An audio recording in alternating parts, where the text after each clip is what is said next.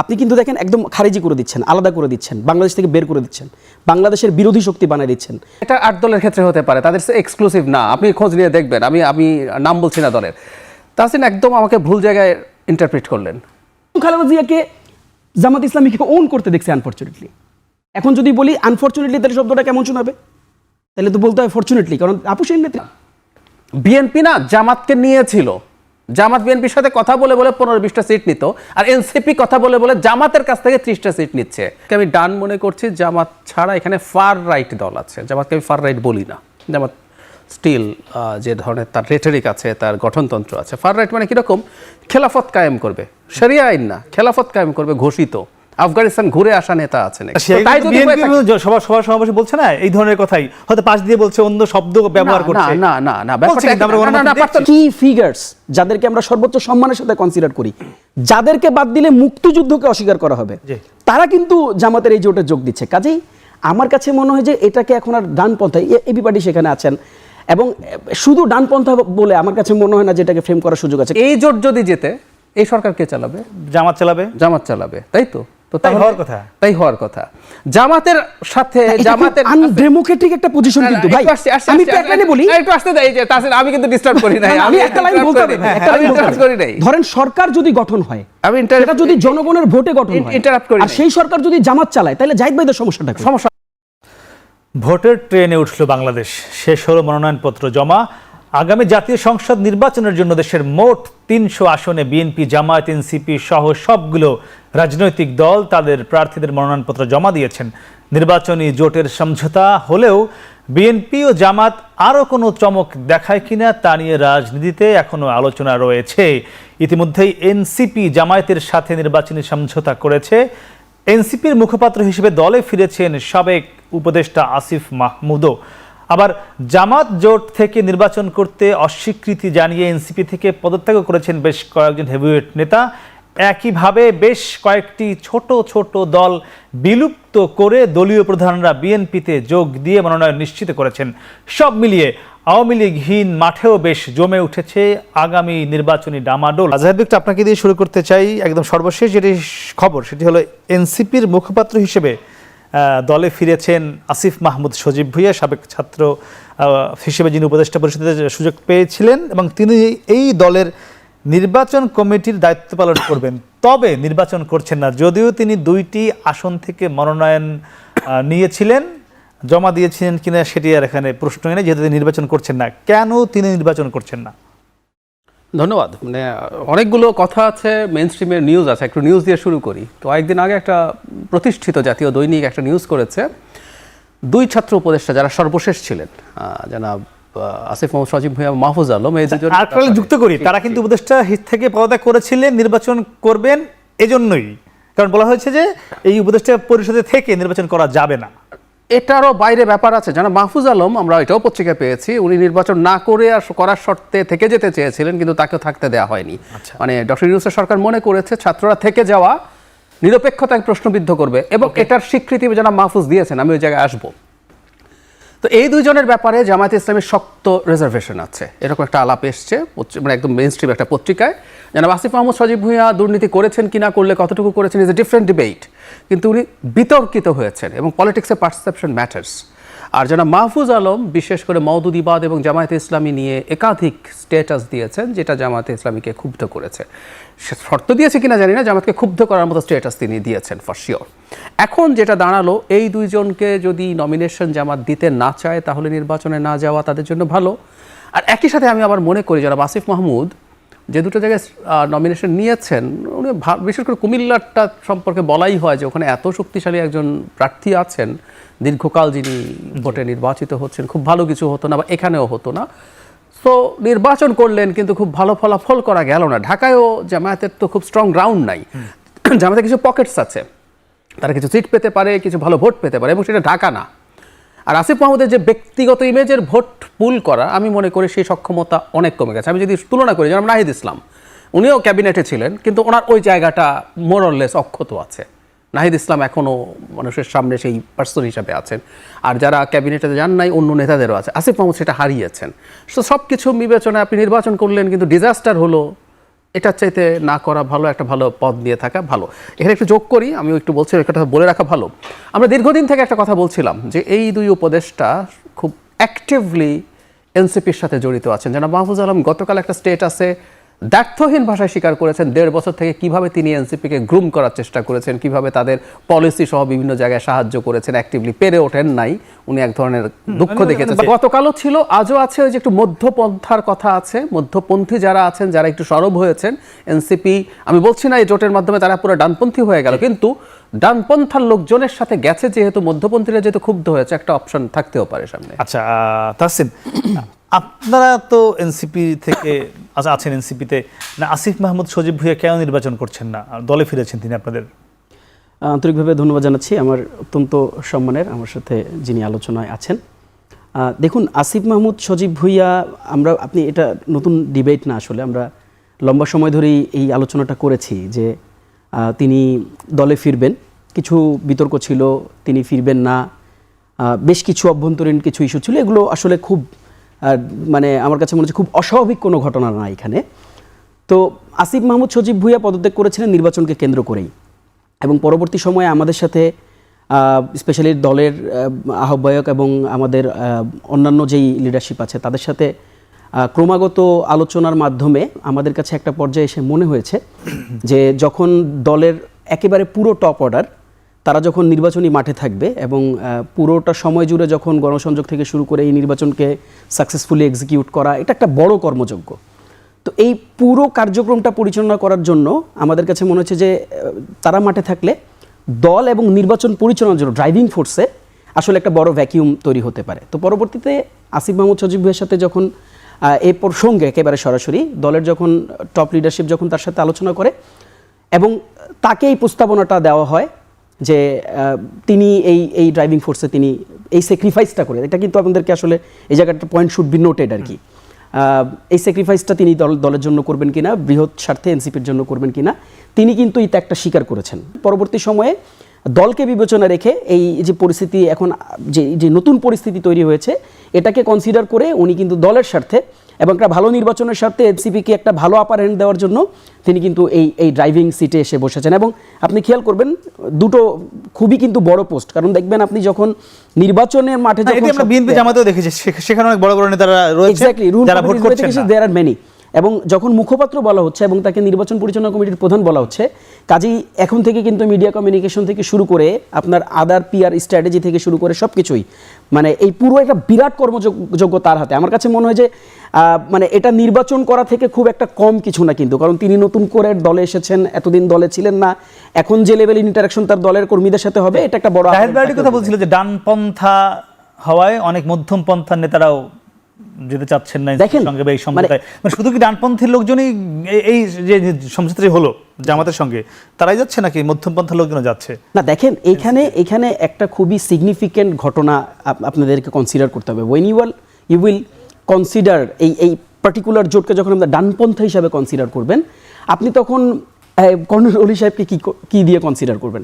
আপনি যদি হিস্ট্রি একটু ফলো করে দেখেন 2006 সালে কিন্তু এই কর্নেল অলি, আমি সর্বোচ্চ সম্মানের সাথে বলছি, উনি কিন্তু জামাতের সাথে জোটের বিতর্কেই কিন্তু তিনি বিএনপি ছেড়েছিলেন এবং পুরো দল নিয়ে বিএনপি ছেড়েছিলেন এবং পরবর্তীতে 2008 সালে উনি স্বতন্ত্র নির্বাচন করেছেন এবং এই লম্বা সময়ের যে যাত্রা, এই পুরো যাত্রার পর তিনি কিন্তু এখন আবার আপনি খেয়াল করে দেখেন 2025 আমরা দাঁড়িয়ে কিন্তু আজকে দেখছি যে মানে কর্নেল অলির মতন যিনি একজন মানে সর্বোচ্চ ফ্রন্টলাইনার মুক্তিযোদ্ধা, বাংলাদেশের ওয়ান অফ দি মানে কি ফিগার্স যাদেরকে আমরা সর্বোচ্চ সম্মানের সাথে কনসিডার করি, যাদেরকে বাদ দিলে মুক্তিযুদ্ধকে অস্বীকার করা হবে, তারা কিন্তু জামাতের এই জোটে যোগ দিচ্ছে। কাজেই আমার কাছে মনে হয় যে এটাকে এখন আর ডানপন্থা, এবিপার্টি সেখানে আছেন এবং শুধু ডানপন্থা বলে আমার কাছে মনে হয় না যে এটাকে ফ্রেম করার সুযোগ আছে। কারণ আপনি যদি একটু খেয়াল করেন আপনি দেখবেন যে জামাত ইসলামী কিন্তু ইভেনচুয়ালি তার পলিটিক্যাল স্ট্র্যাটেজিতে মারাত্মক রকম পরিবর্তন এনেছে এবং তারা যে আসলে মানে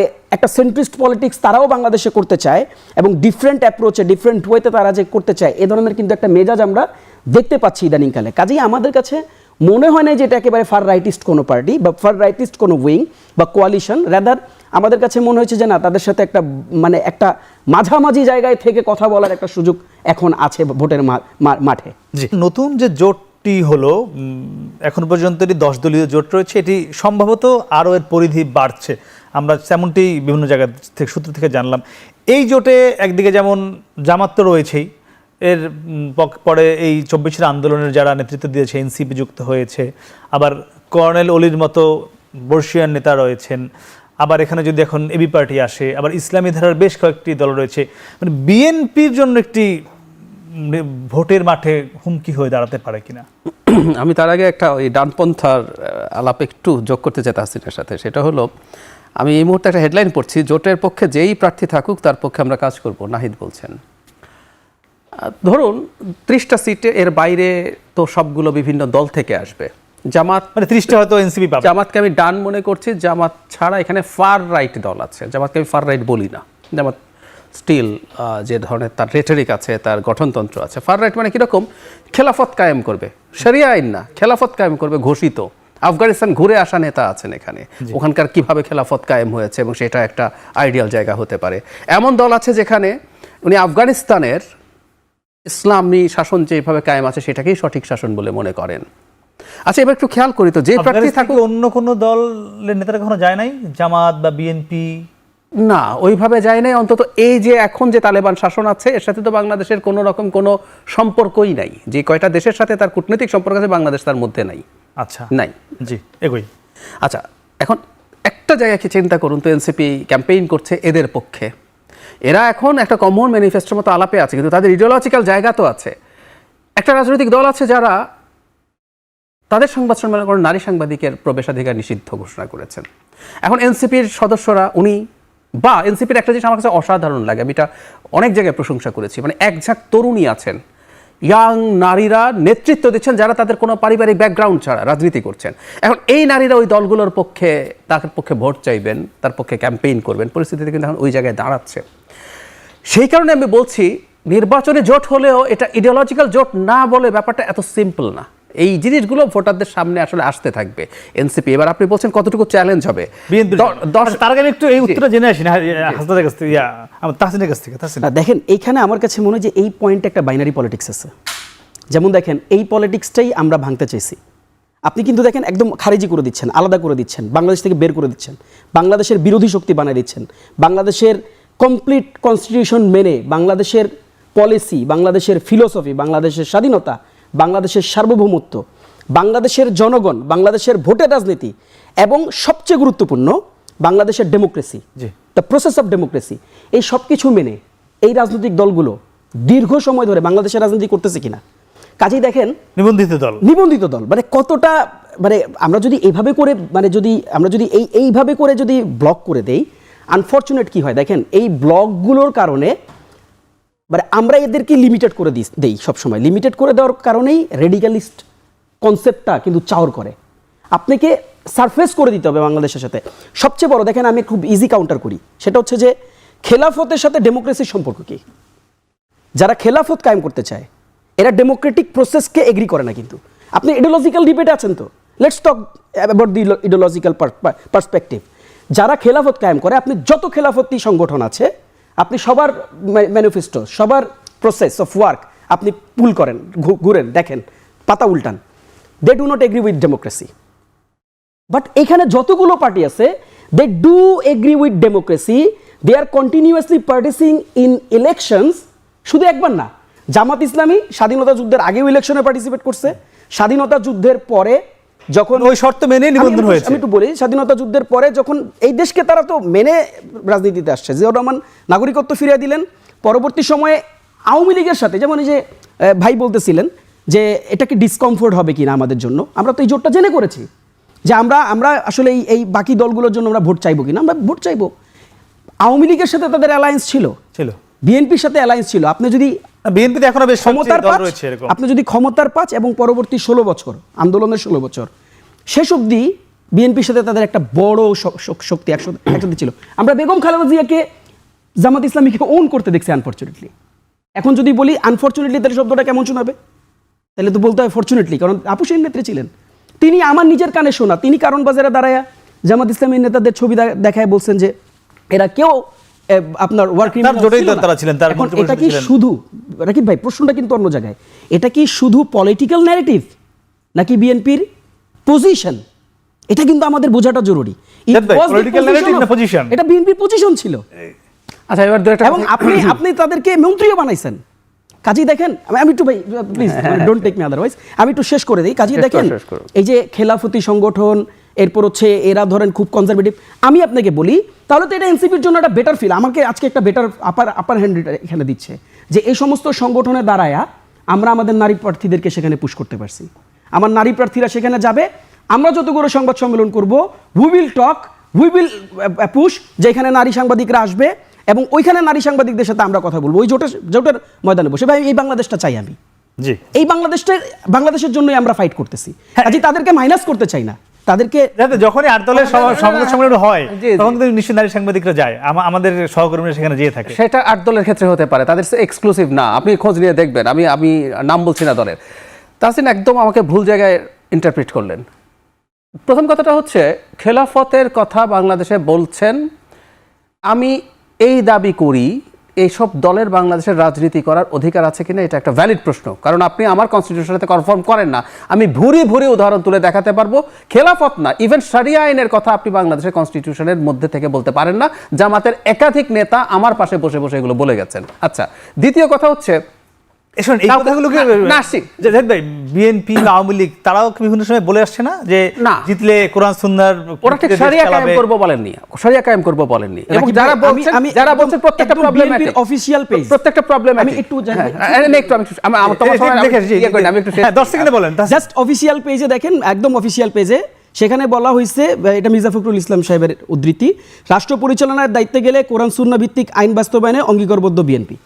একদম অফিশিয়াল পেজ, ভ্যালিডেট পেজ, এখনো টিক মার্ক আছে নামের পাশে। আচ্ছা, আমি এটা জামাত ইসলামী বললে দোষ হয়ে যায়। আমি আসছি আমি জামাতকে ডিফেন্ড করতে বসি নাই, আমি আসছি।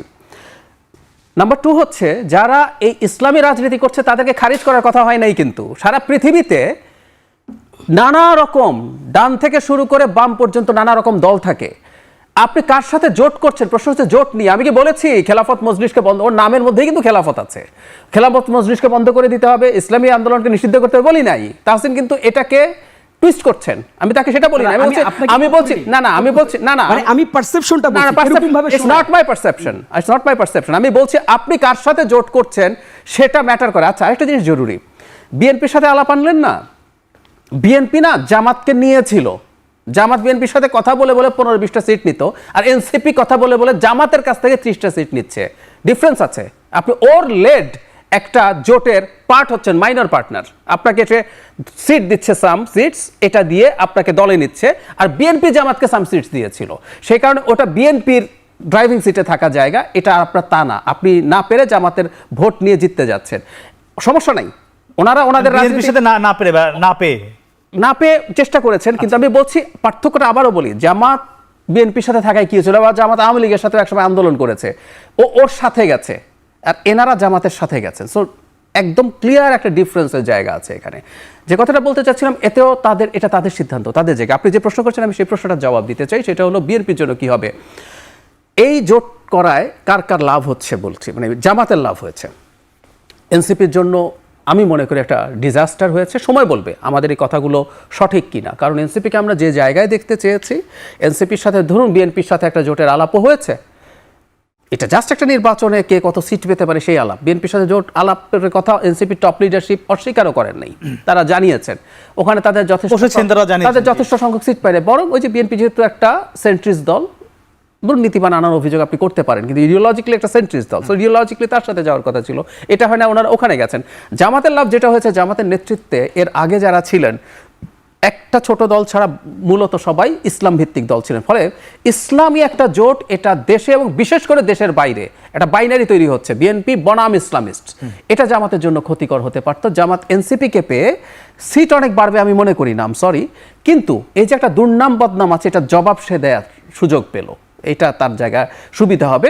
এনসিপির ক্ষেত্রে প্রবলেমের কথা যেটা বললাম, ওই যে এনসিপিকে হ্যাঁ, এনসিপির মধ্যে যারা এই যাওয়াকে কোনোভাবেই প্রবলেম্যাটিক দেখবে না তারা তো আছেই, আবার এনসিপির সমর্থক, আমি যারা এনসিপি সদস্য বা কর্মী তাদের কথা বলছি না, সমর্থকদের মধ্যে এনসিপি একটা, কারণ তারা মধ্যপন্থার কথা বলেছেন, একটু বলি যে মধ্যপন্থার কথা বলতেছেন তারা, শুধুমাত্র জামাতও না, আবারও বলছি জামাতের চাইতেও অনেক ফার রাইটরা এই জোটে আছে, সেটা তাদের জন্য সুনামের ক্ষতি করতে পারে। জি, আপনার কাছে জানতে চাইছিলাম যে জাহিদ ভাই দাবি করেছেন যে নির্বাচনী সমঝোতার জোট হয়েছে জামাত সহ 10টি দলের সঙ্গে, তাতে জামাতের অনেক লাভ হয়েছে, এনসিপির ক্ষতি হয়ে গেছে।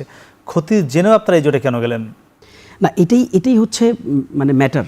এটা হচ্ছে জাহিদ ভাইদের এটা একটা অ্যাজাম্পশন, একটা পারসেপশন বা একটা স্পেকুলেশন যে এটা এনসিপির ক্ষতি হয়েছে। এটা শেষে ভুলও প্রমাণিত হতে পারে, এটা সবসময়, মানে দ্যাটস দি থিং, মানে এটা তো ওনার একটা অ্যাজাম্পশন। কাজেই আমি কিন্তু এখন আমি কি দাঁড়ায় বলতে পারবো যে আমি একদম রাইট করছি? না, আমরাও তো একটা পারসেপশন, একটা ক্যালকুলেশনের উপর আমরা এই জোটটাতে গেলাম। কাজেই দেখেন আমাদের ক্যালকুলেশন এটা রেজাল্ট পজিটিভ, জাহিদ ভাইদের ক্যালকুলেশন এটা রেজাল্ট নেগেটিভ। কাজে এই জায়গাটাতে আমার কোনো বিরোধ নাই, বিতর্ক নাই, এটা তার ক্যালকুলেশন তার কাছে। কখনো যদি উনি সঠিক হয়, আমি হয়তো কোনোদিন টকশোতে আসলে আমাকে ধরবেন যে তোমার বলছিলাম এই দেখো এখন সঠিক হয়েছে, অথবা কখনো যদি আমি সঠিক থাকি তাহলে আমি হয়তো আইসা জাহিদ ভাইকে একসময় চ্যালেঞ্জ করবো। কাজেই দেখেন এটা আমার কাছে মনে হয় যে একটা তার যার অ্যানালাইসিস। এখন দেখেন মানে প্রসঙ্গটা কোথায়, মানে যেই অ্যাজাম্পশনের উপর জাহিদ ভাইরা এই কথাটা বলতেছেন যে মানে এই যে আইডিওলজি বা এই যে আপনার সিস্টেমেটিক্যালি যে আমরা মধ্যপন্থা, কাজে দেখেন মানে প্রশ্নর উত্তরটা আমি দিই মানে সরাসরি, সেটা হচ্ছে যে বিএনপির সাথে মানে বিএনপি নেতৃত্বের জোটে জামাত গিয়েছিল, জামাত যাক বা জামাতকে কেউ ধরে নিয়ে আসুক, প্রসঙ্গটা ওইখানে না। প্রসঙ্গটা হচ্ছে তার সাথে কোনো আইডিওলজিক্যাল কানেকশন ডেভেলপ করছে কিনা, তারা কি তাদের ভ্যালুস শেয়ার করছে কিনা, তারা কি তাদের ইডিওলজি শেয়ার করছে কিনা। মানে আপনার হাত ধরে আমি আপনাকে কোথাও নিয়ে গেলাম, বা আমার হাত ধরে আপনি আমাকে কোথাও নিয়ে গেলেন, আপনার সাথে সম্পর্ক যদি আমার এই এখন তো থাকে, বাইরে যদি আমার সাথে কোনো সম্পর্ক না থাকে, তাহলে তো কোনো সমস্যা হচ্ছে না কারো। কে কাকে নিয়ে গেল প্রসঙ্গটাই না, প্রসঙ্গ কিন্তু এইখানে আপনি এন্ড রেজাল্টটা দেখবেন। আপনি মানে আমরা যত স্পেকুলেশন দিচ্ছি সবকিছু কিসের উপর ভিত্তি করে দিচ্ছি, এন্ড রেজাল্টের উপর। আপনি ধারণা করে ধরে নিচ্ছেন যে এর রেজাল্ট এটা। কাজেই দেখেন আমার কাছে মনে হয় যে খুব জাস্টিফাইড আর্গুমেন্ট। সেকেন্ড পয়েন্ট আমি আপনাকে বলি যে এখানে দেখেন যে ইসলামী অর্গানাইজেশনগুলোর পয়েন্ট আমরা বলছি, তো বিএনপির সাথে তো এরকম একটা ইসলামিক অর্গানাইজেশন আছে, এবং এই অর্গানাইজেশনের প্রতিষ্ঠা 1919 বা তার আগে পরে আর কি, ওল্ডেস্ট অর্গানাইজেশন। এবং ভারতবর্ষে জি এক্স্যাক্টলি তার পরবর্তী সময়ে, আমি এখন নতুন কোনো বিতর্কে যাচ্ছি না, 71 পয়েন্টে তাদের ভূমিকা কি ছিল, তার পরবর্তী সময় বাংলাদেশে তাদের ভূমিকা কি ছিল, তারা কি ধরনের রাষ্ট্র মানে কল্পনা করে, এবং এই যে অংশটা, এই অংশটা মানে হেফাজত ইসলামের সাথে কিন্তু কানেক্টেড। এখন হেফাজত ইসলামকে অনেক অর্গানাইজেশন রেডিক্যাল বলছে না, আমরা কিন্তু বলি না, এটা বলছে কিনা? তাহলে এখন আমি ওই রেফারেন্স ধরে যদি বলি যে বিএনপি রেডিক্যাল অর্গানাইজেশনকে জোট রাখছে, আমি সেটা বলতে চাই না, এটা বলাটা সুন্দর না। আমি যেটা বলার চেষ্টা করেছি যে দেখেন বাংলাদেশের সারফেসে প্রত্যেকেরই নাগরিক স্বাধীনতা আছে, প্রত্যেকেরই দলীয় স্বাধীনতা আছে, তো বাংলাদেশ সারফেসে জুড়ে যেতে পারে। জি তাসিন, এখানে প্রশ্ন আমি ওর প্রশ্ন ধরে করতে চাই, আপনারা জামাতের সঙ্গে যে ফার রাইটিস্ট দলগুলোকে দেখছেন, বিএনপির সঙ্গে যারা যাচ্ছে তাদের দেখছেন না কেন? তাহসিনের প্রশ্ন। আচ্ছা, তার আগে একটা কথা বলি, রাইট নিয়ে কিন্তু কোনো প্রশ্ন হচ্ছে না, একেবারেই প্রশ্ন। ইনফ্যাক্ট এনসিপি কালকে নিজকে ইসলামী ফার রাইট দল আমরা খেলাফত চাইও ঘোষণা করে দিতে পারে, এটা তাদের স্বাধীনতা। আমরা আসলে কি করার চেষ্টা করছি? এটা একটা স্পেকুলেশন, একেবারে সঠিক কথা। আমরা এই সিচুয়েশনে দাঁড়িয়ে আপনারা একটা দেখছেন না কেন? আমি কারণটার কথাই বলছি, ওই কারণটাই আসছে। আচ্ছা, তার আগে একটা কথা একটু মনে রাখতে হবে, জামায়াতের সাথে বিএনপি জোট করে বিএনপি ক্ষতিগ্রস্ত হয়েছে, এই আলাপ কিন্তু সিরিয়াসলি আছে। জামাত কিন্তু শুধুমাত্র ইসলামী আইডিওলজিক্যাল বা আইডেন্টিটি পলিটিক্স করে তা না, জামাতের 71-এর একটা ভূমিকার খুব সিরিয়াস প্রশ্ন আছে। বিএনপি জোটে নিয়ে জামাত বলে থাকে যে তাদের যে নেতাদের ফাঁসি হয়েছে বিএনপির সঙ্গে জোট করবার কারণেই, নতুবা তাদের হয়তো এখানে যেতে এগুলো হতো না, রাজনৈতিক তাদের দাবি এটা, সেটা তাদের দাবি হতে পারে। কিন্তু আমি বলছি এই যে তাদের দুজনকে মন্ত্রী করেছিল, তাদের গাড়িতে জাতীয় পতাকা তুলিয়ে দেওয়া হয়েছিল, এই দুজন মানুষের ফাঁসি হয়েছে, তাদের প্রসিডিউরাল ভুল ছিল। আই রিপিট, তাদের বিচারের প্রসিডিউরাল ভুল ছিল, এই কারণে তাদের শাস্তির বিরুদ্ধে আমরা কথা বলি। তার মানে কি এই যে এরা কেউ এই অপরাধ করেনি, বিএনপি কিন্তু এনাদেরকে নিয়ে সাথে কিছু ভোটের হিসাব নিকাশের জন্য বিএনপি মাসুল দিয়েছে। নট অনলি দ্যাট, আরেকটু যদি আলোচনা করি, মানে একটা সময় তো 9/11-এর পর সন্ত্রাসবাদের বিরুদ্ধে যুদ্ধ, এই যে একটা ন্যারেটিভ ছিল বিএনপির সাথে জোটে থাকার কারণে বিএনপিকে এটার মাসুল দিতে হয়েছে বলে ইন্টারন্যাশনালি বিশ্বব্যাপী যথেষ্ট আলোচনা আছে। সেজন্য বলছি বিএনপি কাজটা করেছে বলে যে ভালো করেছে তা না। এবার আপনি যে প্রশ্নটা করছেন আবারও একই, যে বিএনপি একটা দলকে 4টা সিট দিয়েছে। আমার জায়গায় আপনি আমাকে যদি জিজ্ঞেস করেন, আমি যে ধরনের পলিটিক্যাল ইডিওলজির জায়গা পছন্দ করি, সেখানে এটাকে আমি পছন্দ করি না। কিন্তু এখানে একটা কিন্তু যোগ করতে চাই, সেটা হচ্ছে এই আবারও বিএনপির সাথে জোটে অন্যরা যারা আছে, মানে পুরো সিটের মধ্যে 4 জন মানুষকে ধরে নিলে 4 জন যদি নির্বাচিত হন, সেই সংখ্যাটা আর আবারও সেই পুরনো কথা, এটা মূলত একটা ধর্মভিত্তিক দলের জোটে এনসিপি গেছে, যারা এনসিপিকে একটা মুখোশ হিসেবে সামনে রাখার চেষ্টা করছে যে দেখো আমাদের মধ্যে মধ্যপন্থী লোকজনও আছে। ওই যে বললাম তারা মাত্র 4 জন, বিএনপি মেইন ফেস, বডি ওটা, বডি ওটা, তারা বিএনপির নামটা নিয়েছে এখানে, ওরা বিএনপি, এবং তারা খুবই সংখ্যায় খুবই ছোট। এটা হলো আবার একটু খেয়াল করি, আপনি ওই যে একটা কথা আছে, আমরা ছোটবেলায় যখন ডিবেট করতাম, মানে একটা আম বাগানের মধ্যে একটা কাঁঠাল গাছ থাকলে ওটাকে কাঁঠাল বাগান বলে না, ওটাকে আম বাগানই বলে, মানে ব্যাপারটা এরকম। জাহিদ বলছিল যে এনসিপি কে সাইনবোর্ড হিসেবে ব্যবহার করছে, এখানে অন্যান্য ইসলামিক দলগুলো কেন ব্যবহার হচ্ছেন? দেখেন, এটা আমি একটু ভেঙে বলি, মানে আর একটু ক্লিয়ার হবে। মানে বাংলাদেশে এই জোট, আমি বারবার একটা শব্দ বলার চেষ্টা করেছি, জোট বা রাজনৈতিক সমঝোতা বা ভোটের সমঝোতা, এগুলো অস্বাভাবিক কোনো ঘটনা না, এবং এই প্রক্রিয়াটা খুবই প্রাচীন এবং বাংলাদেশে ওয়েল প্র্যাকটিসড। কিন্তু খেয়াল করে দেখেন একটা ন্যারেটিভ কীভাবে করে এনসিপির উপর চাপানো হচ্ছে, যে right right right, fur right fur right fur right, মানে কি যেন একটা অসাধ্য সাধন হয়ে গেল বাংলাদেশে। কারণ আমি আপনাকে এক্সাম্পল দিয়ে বলি, প্রথমত বিএনপিতে তো আমি দুইটা বললামই, জমিয়ত উলামা বাংলাদেশ, 2টা রাইটিস্ট পার্টি আছে, ফার রাইটিস্ট পার্টি আছে। 27 জানুয়ারি 2025 মির্জা ফখরুল সহ বিএনপির একটা বড় গ্রুপ অফ পিপল, হুট করে আমরা দেখলাম, আবিষ্কার করলাম সব চ্যানেলে ব্রেকিং নিউজ, চরমোনাই পীর সাহেবের অফিসে, এবং চরমোনাই পীর সাহেবের অফিসে বসে তারা বিরাট একটা জেস্চারে দুজন একসাথে দাঁড়াইয়া সংবাদ সম্মেলন করলেন, একটা বিরাট মেসেজ জাতিকে দেওয়ার চেষ্টা করলেন। একটা শর্তও দিল, কয়েকটা 10 টাকা আপনি দেখছেন না? এবং আপনাকে আরেকটা মজার তথ্য দেই, ওই দিনের জাস্ট কয়েকদিন আগে 22 জানুয়ারি 2025 খেলাফত মজলিসের অফিসে চলে গেলেন বিএনপির একটা বড় গ্রুপ অফ পিপল। তারা গিয়ে খেলাফত মজলিসের সাথেও একটা সম্পর্ক বৃদ্ধির চেষ্টা করলেন। বিএনপিকে জিজ্ঞেস করা হলো কিসের জন্য ভাই যাচ্ছেন, তারা বললো ইসলামী দলগুলো, ফ্যাসিবাদ বিরোধী ইসলামী দলগুলোর সাথে সম্পর্ক বৃদ্ধির কাজ করছে বিএনপি। এই সম্পর্কটা কিসের জন্য বৃদ্ধি করতে গেছিলেন আপনি? আপনার সাথে যদি আজকে তারা যাইতো কোনো সমস্যা ছিল? একটু থামাই, আমি একটু বলি, একটু আরেকটা তথ্য আছে, শেষ করে দিই। এই সম্পর্কটা যদি আপনার সাথে হয়ে যেত আজকে, তাইলে কেউ রাইটিস্ট হইতো না, সবাই সেন্টিস্ট হয়ে যেত। এনসিপির সাথে হয়েছে সেন্টিস্ট, এক লাস্ট তথ্যটা দিয়ে দিই, খেলাফত মজলিস 20 দলীয় জোটের সঙ্গী ছিল, কিন্তু আপনি জানেন কিনা জানি না, একটু রিকল করলে দেখবেন, 20 দলীয় জোটের অন্যতম একটা সঙ্গী ছিল খেলাফত মজলিস। কই তখন খেলাফত শব্দ নিয়ে কিন্তু আজকে যেভাবে আমাদের উপর খেলাফত চাপানো হচ্ছে, আমি ব্যাখ্যা দিয়ে দিই। আচ্ছা, ধরুন বিএনপির সাথে ইসলামী আন্দোলন গেল, খেলাফত মজলিস আসে, বিএনপি নির্বাচনে জিতলো, ওই সরকারের পলিসি কিভাবে চলবে? ওই সরকার চালাবে কে? বিএনপি চালাবে। বিএনপি চালাবে, মন্ত্রিত্ব দিতে পারে, 2-1টা না দিলে না দিতে পারে। আচ্ছা, এই জোট যদি যেতে, এই সরকার কে চালাবে? জামাত চালাবে। জামাত চালাবে, তাই তো? তাই হওয়ার কথা, তাই হওয়ার কথা। জামাতের সাথে জামাতের আনডেমোক্রেটিক একটা পজিশন, কিন্তু ভাই আমি তো একটা লাইনে বলি, একটু আসতে দেই, যে তাসির আমি কিন্তু ডিস্টার্ব করি নাই, আমি একটা লাইন বলতে হবে, একটা লাইন করি নাই। ধরেন সরকার যদি গঠন হয়, এটা যদি জনগণের ভোটে গঠন হয়, ইন্টারাপ্ট করি, আর সেই সরকার যদি জামাত চালায়, তাহলে জাহিদ ভাইদের সমস্যাটা কি? সমস্যা আছে, এটা তো ডেমোক্রেটিক প্রসেসে তারা নির্বাচিত, সমস্যা মানুষ ভোট দিয়ে নিন। না না, ট্রাম্পকে মাইনা নিছেন না, আমাকে বলতে হবে, খেলাফত বলতে দিতে হবে। কেন সমস্যা সেটা বলছি। তাহসিন তো এখন জোটে গেছেন, মানে জামাতের ইলেকশন করে এমন লোকজনের সাথে টক শো করেছি প্রচুর। আমি তাদেরকে একটা প্রশ্ন ক্যাটাগরিক্যালি করেছি, আপনি যদি নির্বাচনে যেতেন, আপনি কি শরিয়া আইন কায়েম করবেন? আমার সাথে বলেছেন করবেন, আমি নাম তুলে তুলে বলতে পারি। বাংলাদেশে শরিয়া আইন করতে, মানে আপনি নির্বাচনে ম্যানিফেস্টোতে রাখবেন না, কিন্তু করবেন। আমি যেন তাদেরকে একটা কথা বলেছি, তাহলে বিএনপি কেন সেই শরিয়া আইন যারা কায়েম করতে চায় তাদের অফিসে আবারও বলছি, ওই সরকারটা, আবারও বলছি কারণটা বুঝতে হবে। That's what my question. না না, কোনো সমস্যা নাই, আবারও বলছি, সমস্যা দুটো ডিফারেন্ট। ব্যক্তিগতভাবে আমাকে যদি জিজ্ঞেস করেন, আমি একজন লিবারাল ডেমোক্রেট হিসেবে পছন্দ করি না। ইসলামী আইডেন্টিটি পলিটিক্স করে, ইসলামী না, আমি হিন্দুত্ববাদ। আমি প্রায় বলি যে ভারতে আমার ইউটিউব চ্যানেল বন্ধ আছে, কারণ আমি বিজেপির ঘোর সমালোচক। আমাকে জানানো হয়েছে, ভারত সরকার কমপ্লেইন করেছে ট্রাম্পের পলিটিক্স ও হোয়াইট সুপ্রিমেসির পলিটিক্স করে, আমি নেই না, সেটা আমি পছন্দ করি না। কিন্তু আবারও বলছি, বিএনপির সাথে যখন বিএনপি যদি সরকার গঠিত হয়, ওটা একটা সেন্ট্রিস্ট পলিটিক্স করবে। কিন্তু জামাতের ক্ষেত্রে বললাম, আমার সাথে বসে বলে গেছেন যে তারা শরিয়া কায়েম করবেন, তাহলে খেয়াল করি আমরা, মানে জামাতে কি খিলাফত চালাবে? জামাত খেলাফত না, খেলাফত এক জিনিস, আর শরিয়া আইন কায়েম করা। আমি বললাম খেলাফত মজলিস কি জামাতকে চালাবে ক্ষমতায় গেলে? সেটা মনে হয় কিনা? না না না, আমি আবার একটু করে রাখি, জামাত যদি ক্ষমতায় যায়, তারা শরিয়া কায়েম করবেন বলে জামাতের এমপি ইলেকশন করছেন, এরকম কয়েকজন সদস্য আমাকে বলেছেন। তাই যদি সবার সমাবেশে বলছে না এই ধরনের কথাই, হয়তো পাশ দিয়ে বলছে, অন্য শব্দ ব্যবহার করছে। না, পার্থক্য আছে। এখন আজকে সময় নাই, আমি জামাতের গঠনতন্ত্র পুরো পড়ে আসা মানুষ, আমি যেহেতু এটা নিয়ে কাজ করছি, আমি আপনাকে পড়ে পড়ে শোনাতে পারতাম। আমরা শেষ করব।